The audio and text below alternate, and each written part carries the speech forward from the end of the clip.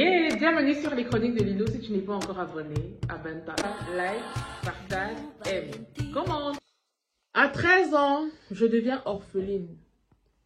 Je viens d'une famille de 7 enfants. À cette époque, on vivait au village, dans le village de mon papa. Un an plus tard, mon grand frère décède, celui qui avait remplacé mon père, qui est en quelque sorte notre papa.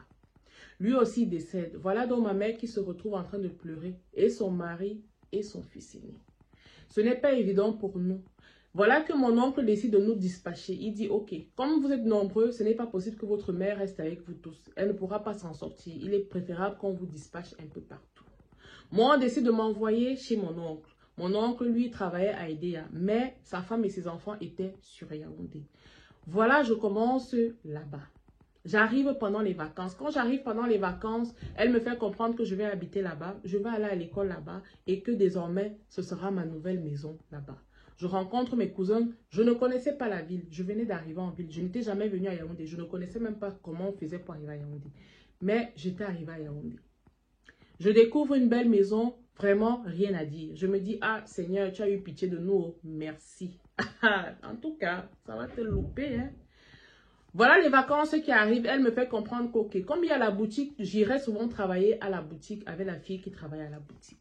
Mon oncle avait une boutique de quincaillerie malgré qu'il travaillait à Edea. Donc, je remplaçais souvent parfois la fille qui travaillait à la boutique. À côté de ça, il y avait la femme de ménage. Un beau matin, la femme de ménage n'était plus là. Elle me fait comprendre que désormais, c'est moi qui vais souvent faire la vaisselle. Je vais souvent m'occuper de la maison. Il faut savoir que ma tante en question a 5 enfants. Dans les 5 enfants, elle a 3 filles et 2 grands garçons.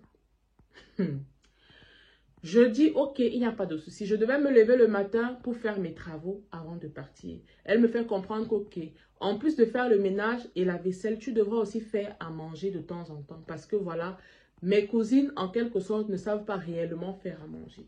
Donc, je devais me lever le matin, faire le ménage, faire la vaisselle, faire la cuisine. Okay. Là, nous sommes encore pendant les vacances.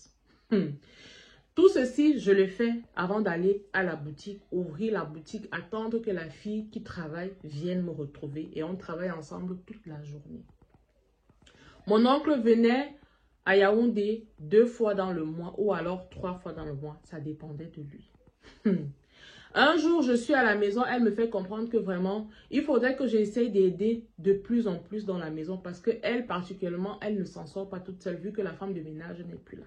Je me retrouve maintenant en train de m'occuper de la vaisselle, du ménage, de la cuisine et de l'aider à faire la lessive.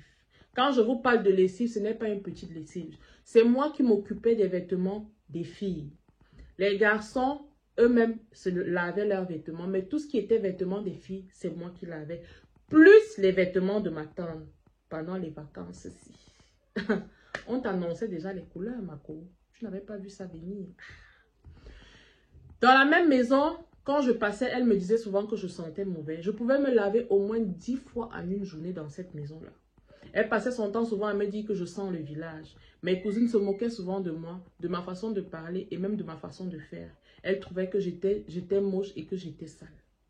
L'enfant de quelqu'un arrivé chez vous, à peine arrivé chez vous, vous lui montrez déjà les couleurs. Ses fils, par contre, étaient très gentils avec moi. Honnêtement, il n'y avait rien à dire sur eux. Je tiens à préciser que parmi les 3 filles, il y avait une qui était à l'université déjà. Et elle restait plus au campus qu'à la maison. Je ne sais pas pourquoi. Vous allez découvrir. Je continue, les vacances se passent bien. Ma mère envoie de temps en temps la nourriture pour participer aux charges. Parce qu'elle estime que voilà, maintenant que je suis là-bas, c'est normal qu'elle envoie de temps en temps la nourriture. Tout se passe bien, voilà la rentrée qui commence. Quand la rentrée commence, on m'inscrit. Je commence aussi l'école comme tout le monde. Voilà qu'une de mes cousines revient avec l'époux et la teigne. Elle déclare, ah, c'est Nana qui m'a donné l'époux. Nana, c'est qui? C'est moi. Pourtant, moi-même, je n'avais pas l'époux et je n'avais pas la teigne. Mais sa mère a estimé que non, moi, j'ai donné l'époux à sa fille. Voilà qu'on décide de me couper les cheveux. Mais on ne coupe pas les cheveux de ma cousine. Pourtant, c'est elle qui avait l'époux et la teigne. Est-ce que vous comprenez? Je reste, je ne dis rien, je pleure tous les larmes de mon corps. Je dis, hey, Seigneur, si mon père était là, c'est que je ne vis pas le genre de choses aussi. Je reste tranquille. Avant que je ne parte à l'école, je devais me lever à 4 h du matin pour faire la vaisselle, faire le ménage. S'il y a la nourriture à chauffer, chauffer la nourriture. S'il y a la sauce à faire, faire une sauce. Et le soir, quand je rentrais, je venais faire le complément s'il y avait un complément à faire. C'est ce que je devais faire avant de partir à l'école. Si un jour je partais à l'école sans faire la vaisselle ou alors faire le ménage, quand je rentrais, j'avais droit à une bonne bastonnade. Ça aussi, c'était toujours pour moi. C'est moi qui tressais les filles. Entre-temps, il faut savoir que quand je tressais ces filles-là, il suffisait qu'une pleure pour qu'elles se mettent à me gifler en disant que je suis en train de maltraiter ces enfants. Les femmes. Vous prenez l'orpheline de quelqu'un, vous faites comme ça là. Vous faites comme ça. Hey! Chaque fois que mon oncle rentrait, elle changeait complètement. Elle devenait gentille avec moi. Elle me traitait bien. Ça me plaisait parce qu'au moins, je pouvais respirer à cette période-là. Quand mon oncle était là, franchement, elle s'occupait bien de moi. Elle ne me faisait pas travailler. Quand je suis arrivée là-bas, j'avais quelques petits vêtements que ma mère m'a pas achetés avant de partir. Quand je suis arrivée, au fur et à mesure que tu grandis, les vêtements deviennent sauter. Ce qui se passait, c'est que quand une de mes cousines ne voulait plus un vêtement, on me donnait. Ou alors, elle me donnait ses vieux cabas, je portais. Je tiens à préciser que même les sous-vêtements, je n'avais pas. Quand je vivais chez elle, j'avais au total 5 caleçons pour toute l'année. Donc, si ça se déchire, c'est mon problème. Si je suis nue, ça me regarde en tout cas. J'acceptais et mon cœur restait ouvert. Est-ce que j'avais le choix? Quand ma mère venait nous rendre visite, elle ne me laissait même pas le temps de m'asseoir 5 minutes pour discuter avec ma mère. Elle trouvait toujours le moyen de rester avec nous. Le genre, je ne pouvais même pas faire un petit congossa avec ma mère pour lui expliquer tout ce que je vivais ici. Là. Un jour, elle est partie faire une course, je suis restée avec ma mère. J'ai essayé d'expliquer à ma mère ce que je vivais, comment on me traitait dans la maison. J'ai même pleuré. Ma mère m'a fait comprendre qu'elle ne pouvait pas rentrer avec moi. Qu'il fallait que je reste là. Pourtant, moi, je voulais rentrer au village. Elle me faisait comprendre qu'il fallait que je reste là et que je supporte que le moment venu, quand elle va un peu se stabiliser, elle va me faire signe. Je vais rentrer au village. J'ai compris que c'était seulement pour Mamadou. Chaque fois que ma mère venait, elle apportait toujours des provisions. Elle n'était jamais venue les mains vides chez son beau-frère. Jamais, au grand jamais. Le plus étonnant, c'est que quand ma tante prenait le téléphone pour appeler ses copines, elle critiquait toujours ma mère. Disait comment ma mère était sale, comment ma mère était villageoise et en plus de ça, elle ne ramenait pas souvent grand-chose. Pourtant, ma mère s'arrangeait toujours à ramener quand même des petits paquets. C'est vrai, ce n'était pas énorme, mais au moins, on réussissait à manger ça au moins pendant 2 semaines. Elle ramenait toujours des ignames, du macabo, du plantain, vraiment des choses pratiques qui servent toujours à la cuisine. Voilà qu'un jour, l'argent disparaît dans la maison. Ce n'était pas moi. Mais ma tante a clairement dit que c'était moi. Que depuis que je suis arrivée chez elle, l'argent disparaît tout le temps. Alors, conclusion, c'est moi. Ces enfants ne volent pas. Ces enfants n'ont jamais, au grand jamais, volé. Ce jour, j'ai été battue copieusement. On m'a interdit de manger. Ce jour-là, je n'ai pas eu droit à la nourriture. J'ai dormi sans manger. J'ai dormi sans manger, sans me laver. J'ai dû me laver seulement le lendemain pour aller à l'école. Et même quand je suis allée à l'école, je n'avais pas le droit de prendre les 100 francs que j'ai l'habitude de prendre et de charger mon pain. Ça faisait que de la veille jusqu'à l'école, je n'avais pas mangé. J'ai seulement mangé le lendemain quand je suis rentrée de l'école. Je continuais mon petit bout de chemin. Voilà que les examens arrivent. Chacun valide ses examens ou d'autres ne valident pas. Moi, malheureusement, je n'avais pas validé mon examen. Ma tante déclare que franchement, ça ne sert à rien qu'elle continue à payer mon école vu que je ne suis pas faite pour l'école. Il est préférable pour moi que j'aille faire une petite formation de couturière ou d'esthétique coiffure. À l'époque, la couture et l'esthétique n'étaient pas réellement valorisées. Mon oncle lui dit, ok, il faut savoir que mon oncle écoutait et buvait les paroles de sa femme comme la Guinness. Coucou, Copo, j'espère que tu vas bien. Mon oncle dit, ok, si tu estimes que l'enfant n'a vraiment pas le niveau, ce n'est pas grave. On va donc lui trouver une bonne formation qu'elle va faire et pour qu'elle commence au moins à la rentrée en septembre. Je suis dans la maison ici, je fais un effort de ne pas me faire voir parce que je sais que je ne suis pas réellement la bienvenue. Ma tante, je comprends qu'au fur et à mesure que le temps passe, elle voulait juste quelqu'un pour s'occuper de sa maison, pour s'occuper de ses enfants. C'est ce que je suis, la femme de ménage de service. Voilà qu'un jour, elle reçoit la réunion chez elle. J'avais travaillé le jour-là comme pas possible. Je dis que j'avais travaillé le jour-là. Moi-même, j'ai dit oui. Être orpheline, c'est aussi ça. Devenir l'esclave dans la maison des gens. Si mon père vivait, c'est que je n'allais pas vivre ce genre de choses.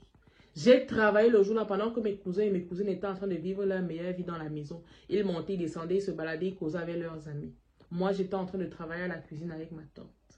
Et alors, à côté de ça, il y avait une dame qui était venue un peu plus tôt à la réunion. Ce qui faisait qu'elle discutait avec ma tante de temps en temps. Le soir, quand les gens étaient en train de rentrer, elle a dit à ma tante, ah vraiment, ta nièce y travaille jusqu'à ce n'est pas possible. Depuis que je suis arrivée, elle est toujours à la cuisine en train de travailler, franchement. Elle est très brave, c'est bien ça ma fille. C'est comme ça que la dame prend 5000 francs, elle me donne. Elle me dit, tu vas boire le jus, tu as beaucoup travaillé aujourd'hui. Le jour-là, je suis allée me coucher, il était pratiquement 23h minuit parce que ma tante avait exigé qu'il fallait que je laisse sa cuisine propre avant d'aller me coucher. Me voilà en train d'astiquer les marmites, en train de laver le sol, en train d'arranger la maison, que la maison soit propre. Je pars me coucher. Chance pour moi que mon oncle était là à cette période-là. Je pars me coucher. Lui aussi savait qu'on m'avait donné l'argent, jusqu'il me disait, c'est bien, tu vas aller au marché t'acheter des petites choses avec, comme vous les filles, vous avez toujours les petites choses que vous aimez acheter là. Quand je me lève le matin, je me mets à chercher mon argent parce que je voulais absolument aller au marché, m'acheter des caleçons, avoir ma petite intimité. Où est l'argent? Je cherche l'argent, où est l'argent? J'avais normalement posé l'argent à côté de mon chevet du lit et où il y avait ma petite Bible. Je cherche l'argent, l'argent est où? On commence à chercher l'argent dans toute la maison. Ma tante commence à dire, ah, sûrement tu as perdu l'argent là, comme tu es d'abord tête en l'air et que tu es bête. Sûr que tu as sûrement perdu l'argent. Voilà 5000 francs que tu as jeté à la poubelle comme ça. On peut parler à l'enfant de quelqu'un comme ça là. Hey, les femmes. Je commence à pleurer mon argent. Mon oncle me dit, ouais, ne pleure pas. Il faut savoir que je suis la photocopie de mon père. Et c'est pour ça que je porte aussi la totalité de son nom. À la maison, on ne m'appelait pas par mon prénom, mais on m'appelait par mon nom de famille qui était Nana. Mais on ne m'appelait pas Nana, mais on m'appelait Nana. Ouais, Nana, ne pleure pas, c'est rien. Je vais te donner 2000 francs, ce n'est pas grave. Ne pleure plus. On va t'acheter ce que tu veux. Je vais donner l'argent à ta mère. Elle ira te faire les courses au marché. J'ai tellement pleuré mon argent que mon oncle a eu pitié de moi. Il a dit, ok, comme tu ne veux pas laisser les pleurs, c'est bon. Venez ici, vous allez me dire qui a pris l'argent de Nana. Oh, je ne sais pas, ce n'est pas moi, je n'étais pas là. Voilà que mon oncle décide de fouetter tout le monde pour que son argent sorte. Pour que mon argent sorte, pardon. Il commence à fouetter les gens. Ma tante commence à dire, oui, pourquoi tu fouettes les gens pour de l'argent? Il dit, mais non, quand l'argent disparaît ici et que vous accusez Nana, vous la fouettez. Donc aujourd'hui, là, moi aussi, je vais vous fouetter et l'argent là va sortir. Je crois que Dieu était descendu sur lui parce qu'au moins ce jour-là, il n'avait pas écouté sa femme. Il a commencé à fouetter ses filles et les garçons étaient là. En fouettant ses filles, son fils a commencé à dire, en fait, c'est que j'avais trouvé l'argent là devant l'entrée de la porte. Tu as trouvé l'argent là comment?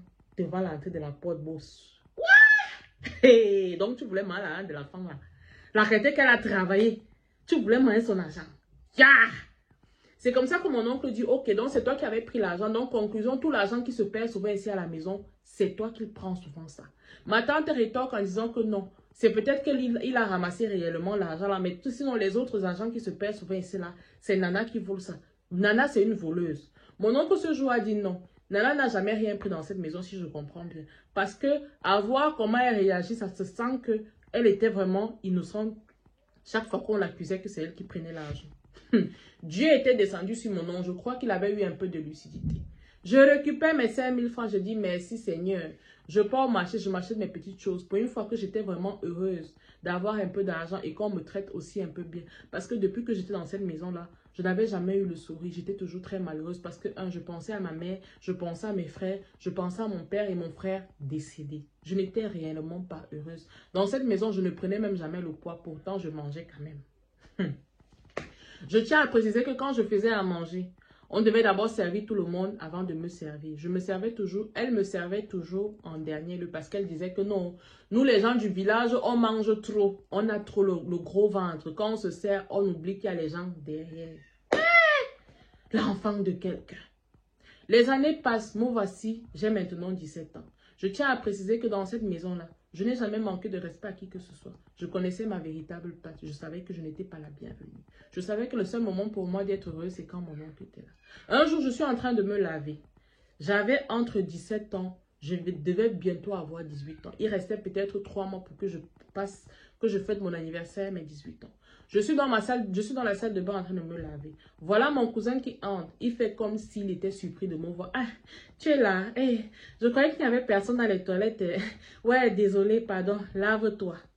Je finis de me laver. Quand je sors, je le trouve dans notre chambre. Je lui demande, mais qu'est-ce que tu fais là? Moi, je veux m'habiller. Il me dit, non, habille-toi. Est-ce que je t'empêche de t'habiller? Moi, je meurs. Voilà comment les attouchements commencent entre lui et moi. Il me fait comprendre que ce que nous sommes en train de faire, c'est juste un jeu, rien du tout. Que je ne dois pas avoir peur, c'est normal.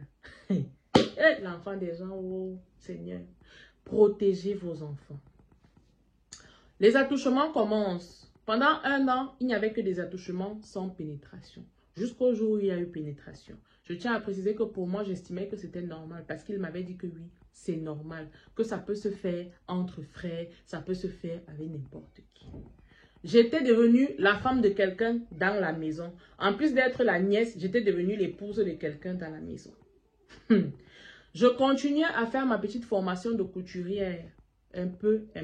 Le jour où ma tante a payé tant mieux.